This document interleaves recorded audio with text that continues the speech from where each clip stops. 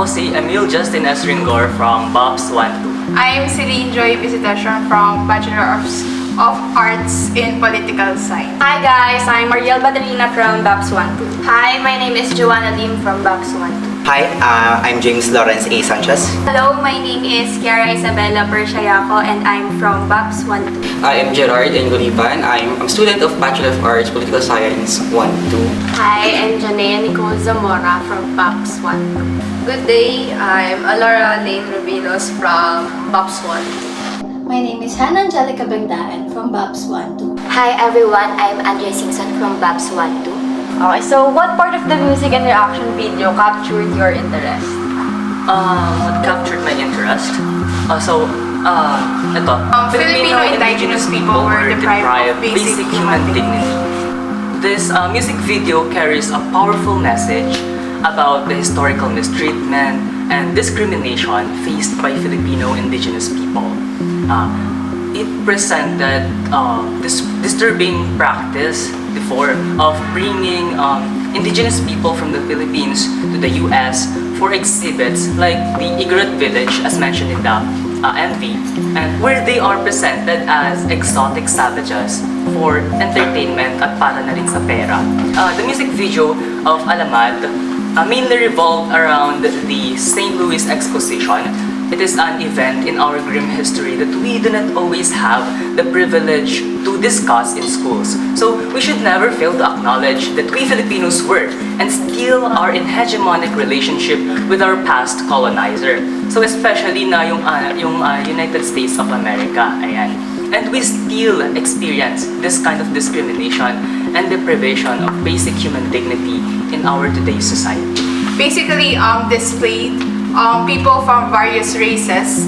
They were taken from their homelands and they were forced to do things in front of a big audience. They were forced to, for example, us Filipinos, specifically the Igorots, they were forced to eat and butcher dogs in front of many because that's how the Americans want them to be portrayed as. Can you cite evidences that discrimination among Filipinos is still prevalent up to this day?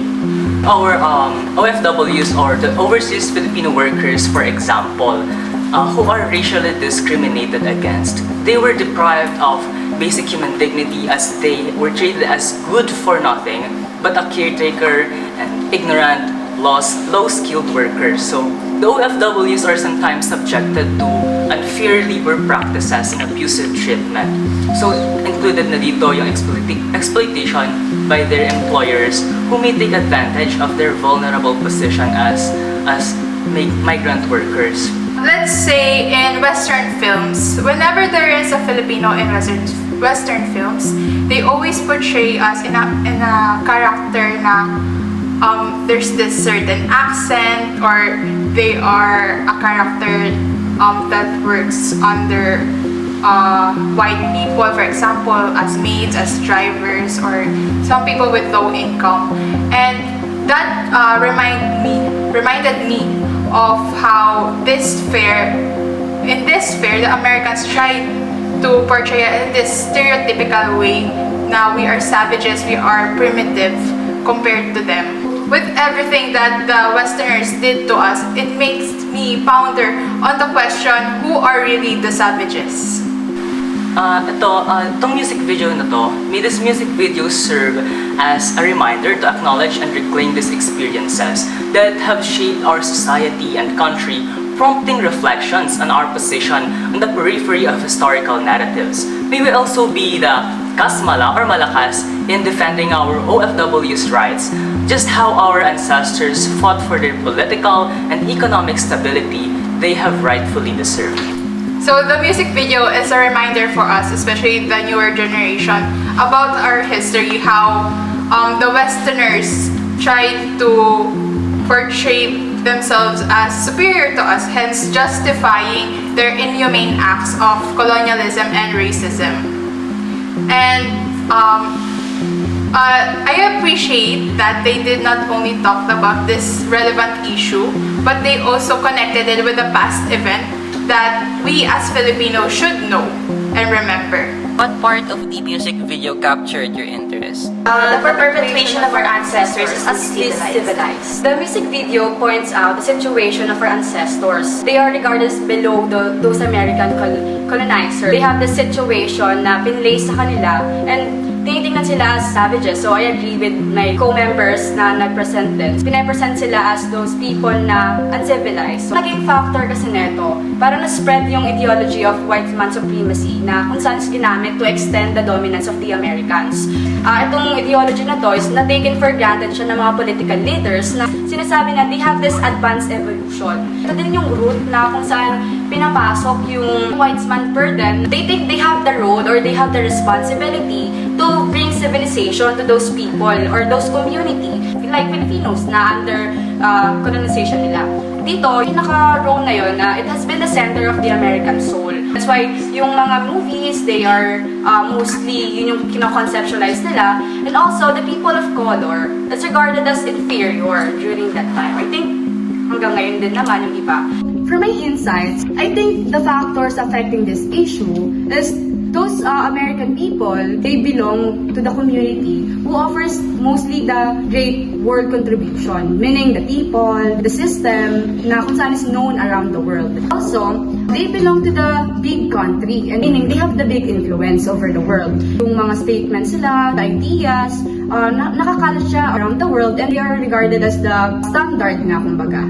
And also, it shows the ethnocentrism in which they think they are the superior culture. For my reaction, I like how the Alamat, the P-pop group, so very pride siya, they acknowledge and they promote awareness to this type of topic na hindi siya commonly nagagamit sa ibang video, di ba? Mostly talagang raw video, raw music, but this, ginamit nila yung way na yon. Sa part na yun, naalala ko yung isang experience ko din, kung paano para na-normalize yung view natin na mas mataas yung mga American or yung mga white or international people. During Sunday, yung grocery time namin, so meron kaming kasabay doon na parang mga Americans, na kung saan is, mostly sila yung parang tinitingnan or natitreat sila differently than as locals. Parang kami yung lang doon, customer, then sila mga visitors sila doon. So, gaano kaya kadalas or nangyayari yung mga ganitong occurrences? Sobrang dalas na actually, kahit hindi sa grocery, kahit sa mga normal lang mga transpo. Parang iba sila, di ba? Parang sabi nga, tayo yung nagmumukhang alien. Kasi kahit nasa country tayo yung iniisip na parang mas, na siguro nakuha na rin natin sa history na kung paano sila yung mas civilized, sila yung mas formal. And ayun, nag-result na ibang treatment, kung paano sila pinaprioritize, and then kung paano sila tinitignan na sa person na different level. So, that's all. So, thank you. Thank you. The white people portrayed the Filipino natives as the least civilized people as they exploited and abused the culture of the Igorot tribe to establish dominance and supremacy and gain profit by displaying them in human zoos. The racial segregation between Filipinos and the white people is supported by fake science to justify white supremacy. For them, being brown or black equated to being wild savages, hence they are perceived as inferior. One of the evident elements in the music video that I find interesting is its creative use of historical references. So sa MV, may isang member doon ng Alamat, si Mo. Isa siyang half Filipino and half Black American.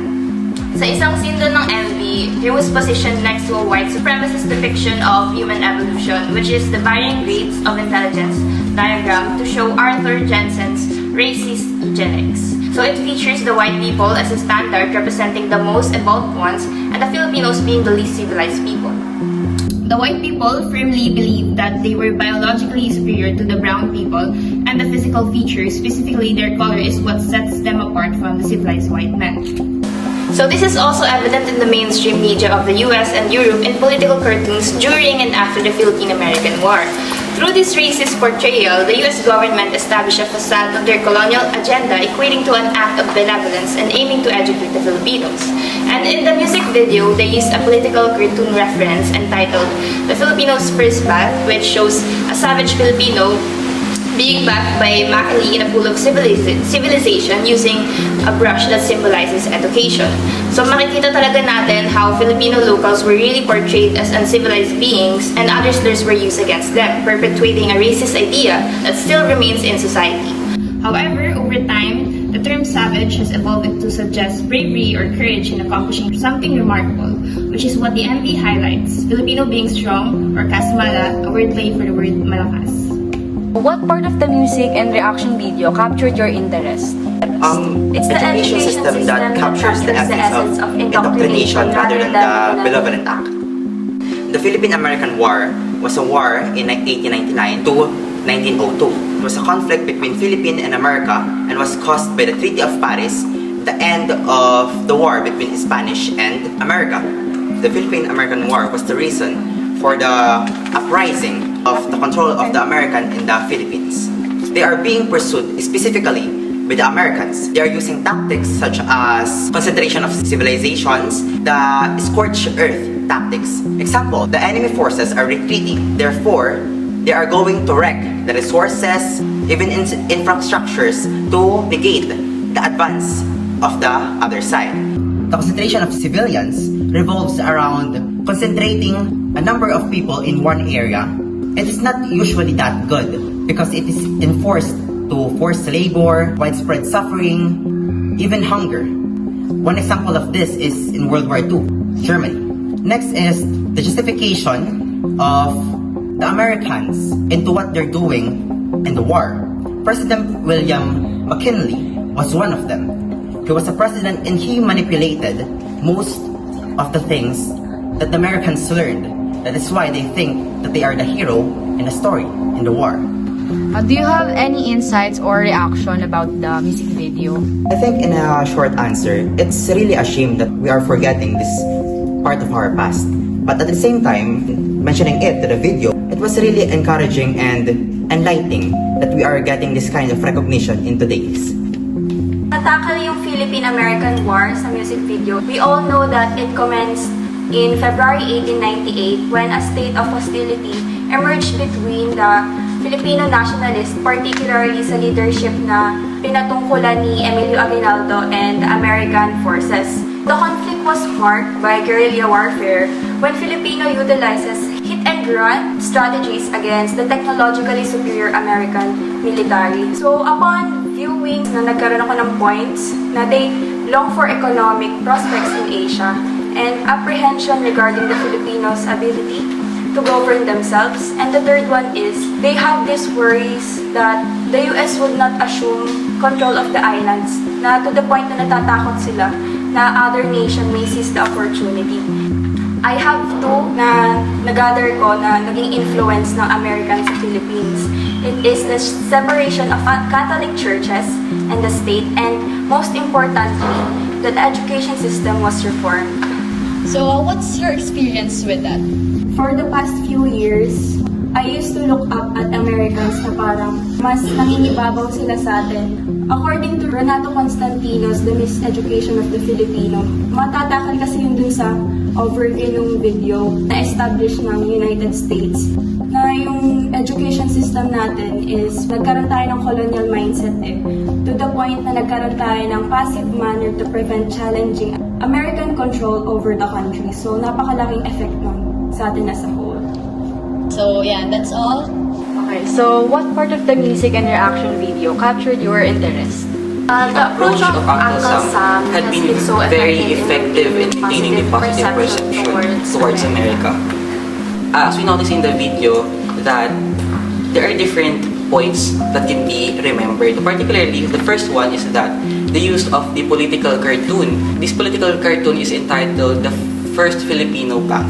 Unfortunately, in this political cartoon, Filipinos were portrayed in such a way that we look savages and uncivilized. We are shown as a young baby, baby. No, actually, this political cartoon is not just an ordinary cartoon. In fact, it is very instrumental for the USA to justify their benevolent assimilation. The idea of benevolent assimilation suggests that the strong or powerful countries has the capacity to uplift the life of people under their colonies, but unfortunately, this had not been the case under the US. First, under their introduced system of education, it can be inferred that the use method of introducing their history, their civic awareness, and American culture. This made the Filipino very interrelated with the American culture. As a result, we lose our self-identity. Second, if you look back at the curriculum of the American education system, it is centralized to what they intend to show to the Filipino children at that time. Basically, you can say that that approach of the USA only benefits them. Do you have any personal experience? Actually, I have minimal personal experience. I remember when I was in elementary, my history teacher, she told us that the approach of USA is primarily centralized on incorporating positive approach towards them, towards their people, towards their culture. In that way, they can easily manipulate the minds of those people under their colony. So basically, we can learn that these historical occurrences made us realize that we should first analyze the intentions of those people around us before understanding what they really want to happen. You have to understand their intention and not just their shallow actions. That's all. It's actually a derogatory term indicating racist attitudes towards Filipinos in a specific historical context. The phrase "a little brown monkey" exposes profound racism, highlighting the dehumanizing impact of colonialism and delving into issues of discrimination and cultural identity. Using little brown monkey carelessly is not a really nice thing to do, as it would likely provoke intense emotions like anger, frustration, and sadness due to its offensive nature and historical context that it embodies. Okay, so what part of the music and reaction video captured your interest? Undoubtedly, there's a clear motive to exploit Filipinos. The music video showed us that Filipinos are victims of discrimination that is disguised under the notion of neat clothing, unowned lands, and broken promises of the Americans during the 1900s to 1930s. We can see how hypocrites Americans have been dahil iniisip kasi nila na they were heroes for the Filipinos. Pinadala nila yung mga manong natin sa ibang bansa, inilayo sa mga pamilya nila, sa mga mahal nila sa buhay, because they promised a brighter future for them if they work abroad, specifically dun sa Amerika. Without knowing na merong napakalaking downside para sa mga Filipinos doon. Many young Filipinos started studying abroad when the Philippines became one of America's colonies. Despite that, a second wave of immigrants were brought to Hawaii to work as laborers in plantations. Not all of them can speak English. Most of them are illiterate, no read, no write, hindi pa yata nakapag-aral, putting them in a dire situation in a foreign land. They suffered from cheap labor, mistreatment. When the American colonial government grew, many Filipino immigrants grew poorer, especially those who were living in the countryside dun sa America working on lands that they didn't even own. O diba, pinangakuan sila ng lupa, di man lang nila tinupad yun. Kasi ang iniisip na nila na dapat sila lang yung uunlad. At saka, parang ang isipan ng mga kamlockdown na mayroon tayong malaking utang na loob sa kanila. Dahil we are safe from the Spaniards' colonization. Other than that, ano ba yung mga additional observations mo? Ayun, sa video, they portrayed the Americans' mockery to us, especially sa Filipino manungs natin. Yet, it never killed the steadfast will of our ancestors to continue surviving in a foreign land without assurance if they will ever come back here in the Philippines. Tunay nga na Kasmala, gaya ng title, talagang kakaiba ang mga manong natin way back 1930s. At saka iba ang approach ng P-pop group na Alamat in telling our history. Kala mo mga naka-costume lang na farmer nung sinaunang panahon, pero yun pala may deeper meaning na pala behind the props, the costumes. Na-share ko lang na dahil pag-usapan na rin naman natin yung farmers, I think hindi na dapat tayo lumayo sa kasalukuyang nararanasan ng farmers natin ngayon. But ang nasa narrative, imbis na ang Americans ang nang-i-exploit, kapwa Pilipino na rin natin ang magpapahirap sa mga buhay nila. Nakakalungkot kasi imbis na tayong mga Pilipino magkakadugo, magkakabayan ang nagdadamayan, tayo pa yung parang halos nagpapatayan sa isa't isa, naghihilahan pa rin tayo pababa. What part of the music and reaction video captured your interest? So what really caught my attention was their inspo from the Filipino-American Manongs. Makikita natin yung concept na ito nung binibihisan yung isang member ng alamat sa style na parang pang-Amerikano. Filipino-American Manongs may be dressed nicely but they're extremely exploited. They are Filipinos who journey to the United States with aspirations for a better life and the promise of the American dream. However, the journey was marred by exploitation through cheap labor as they found themselves toiling in low-wage jobs such as farm labor and migrant work. Maraming Pilipino ang nalinlang at umaasang maiangat nila ang buhay nila at ng kanilang mga pamilya sa Pilipinas. But they only encountered harsh working conditions, racial discrimination, and limited job opportunities. Unfortunately, the exploitation of our Filipino Manongs did not just end there. They also faced discriminatory anti-miscegenation laws that restricted their interracial relationships and marriages. This legal barrier hindered their ability to form families and build stable communities in the United States. The racial barriers enforced by these laws perpetuated a cycle of exploitation, limiting the support networks available to Filipino immigrants. As we reflect on this historical period, it is crucial to acknowledge the enduring spirit of the Filipino Manongs, whose struggles and resilience have left a significant mark on the narrative of Filipino-American history. What part of the music and reaction video captures your interest? Time and time again, Filipinos has been the subject of unjustifiable aggression. Well, based doon sa pinanood kong music video ng Alamat, which is yung Kasmala, nakita doon yung isang poster na nakalagay is No Filipino Allowed, which is sign siya na it is a sign displayed during the Watsonville riot of 1930. And pinapakita doon yung discrimination and violence na ginawa nila ng mga white men sa mga Filipino. During the Watsonville riot, pinakita doon yung paano yung pagmamalupit ng mga white men sa mga Filipino sa ibang bansa, sa Amerika specifically. Pinapalabas sila sa bahay nila, and then doon sila pinagmamalupitan. Maraming mga armadong kalalakihan na mga mapuputi o mga white men yung mga gumawa nun sa mga Filipino. Hindi lang mga Filipino yung pinagka-interesan nila, kundi pati yung mga negosyo ng mga Filipino na nakatira doon ay pinagka-interesan din nila. At meron tayong isang kapwa Filipino na talagang naging victim ng riot na yun, which is si Fermin Tobera, na kung saan bata lang to na pinatay din.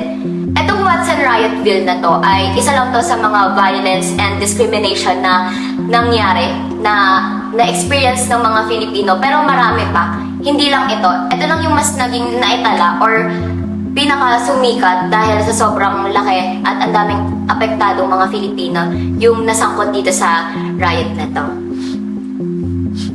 So, what's your insight about that matter? Okay, regarding sa issue na to, napansin ko na hindi pa rin ito tumitigil hanggang ngayon, na kahit dito sa sarili nating bansa, mas laganap siya. Na hindi lang natin pwedeng sabihin natin sa ibang bansa, yung mga OFW, yung mga workers doon is nakaka-experience pa rin sila ng discrimination, racism, and violence. Pero dito, kahit sa sarili nating bansa, na-experience pa rin natin to na hindi talaga maiiwasan. So, do you have any experience? Actually, wala. Pero, according sa tita ko, call center yung tita ko, and then doon ko napansin na meron pala silang discrimination pagdating doon kahit na sa call center, sa work nila, na kapag mas fluent ka, mas magaling ka, mas madali kang matanggap sa work nila. And mas madali mong mapataas yung rank mo bilang call center. May chance na maging team leader ka or yung tinatawag nilang TL. Unlike dun sa mga tao or sa mga nag-a-apply sa kanila na hindi ganun ka-fluent and kagaling sa English, mas lower yung chance nila na matanggap sa work nila. And ayun lang. Parang katulad nga sa insight ko, sa sinasabi ko na laganap pa rin siya dito sa Pilipinas, hindi lang sa ibang bansa.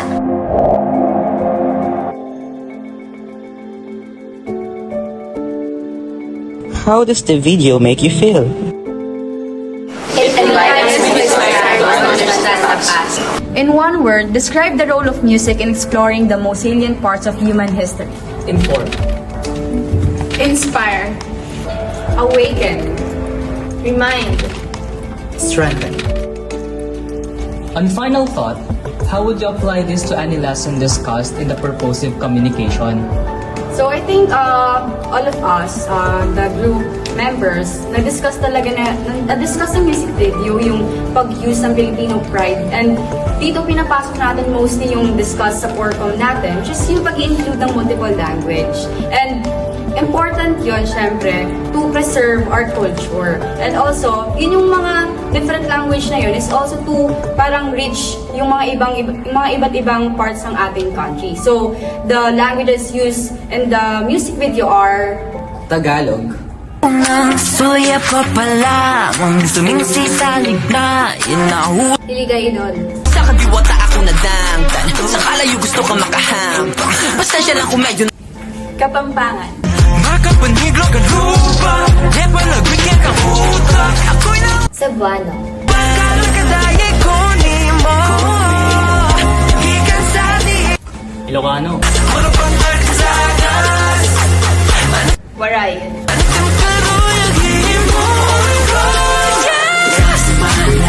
Bicolano, Yang sabi ko Ay, We are